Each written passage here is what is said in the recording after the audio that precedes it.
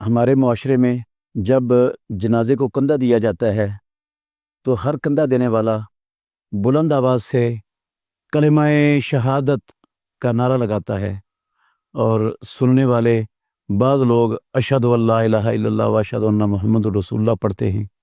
کیا یہ شرعاً جائز ہے اور ثابت ہے کتاب و سنت سے؟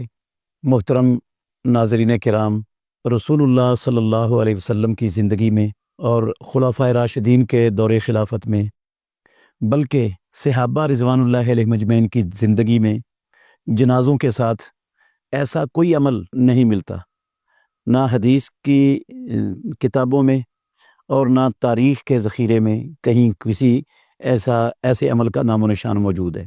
رسول اللہ صلی اللہ علیہ وسلم کے دور میں صحابہ رضوان اللہ علیہ مجمعین جنازوں کے ساتھ خاموشی سے جایا کرتے تھے۔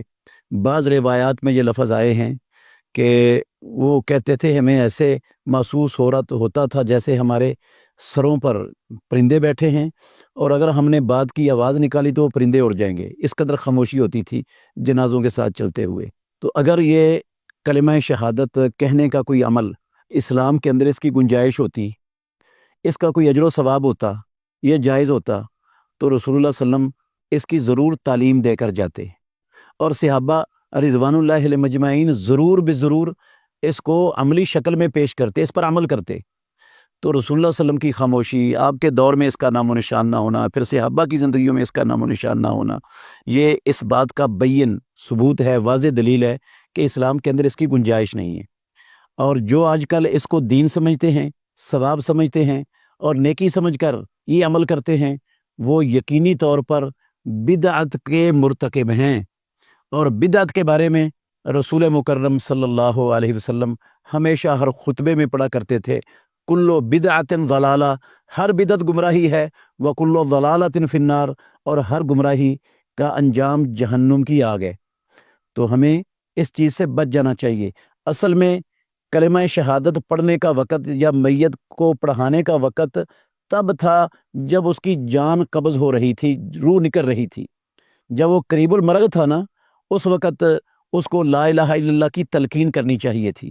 جس طرح حدیث میں آتا ہے، رسول اللہ صلی اللہ علیہ وسلم نے فرمایا لقنوا موتاکم لا الہ الا اللہ، اپنے قریب المرگ لوگوں کو لا الہ الا اللہ کی تلقین کیا کرو، ان کو یہ کہا جائے کہ لا الہ الا اللہ پڑھو۔ جس طرح رسول مکرم صلی اللہ علیہ وسلم نے اس یہودی بچے کو جو آپ کی خدمت کیا کرتا تھا، اس کو کہا یا غلام قل لا الہ الا اللہ، اے بچے لا الہ الا اللہ پڑھ۔ اس نے اپنے باپ کی طرف دیکھا تو باپ نے کہا اتے ابو القاسم، ابو القاسم محمد الرسول اللہ صلی اللہ علیہ وسلم کی اطاعت کر۔ اس نے کلمہ پڑھا اور اس کی جان نکل گئی۔ تو رسول اللہ صلی اللہ علیہ وسلم نے فرمایا اللہ کی ساری تعریفیں ہیں جس نے ایک جان کو جہنم کی آگ سے بچا دیا۔ تو اس سے یہ پتہ چلتا ہے کہ مرنے والے کو لا الہ الا اللہ کی تلقین کرنی چاہیے۔ اللہ کے نبی نے اس کا حکم دیا ہے، اور پیارے پیغمبر محمد الرسول اللہ صلی اللہ علیہ وسلم نے خود بھی یہ عمل کیا ہے۔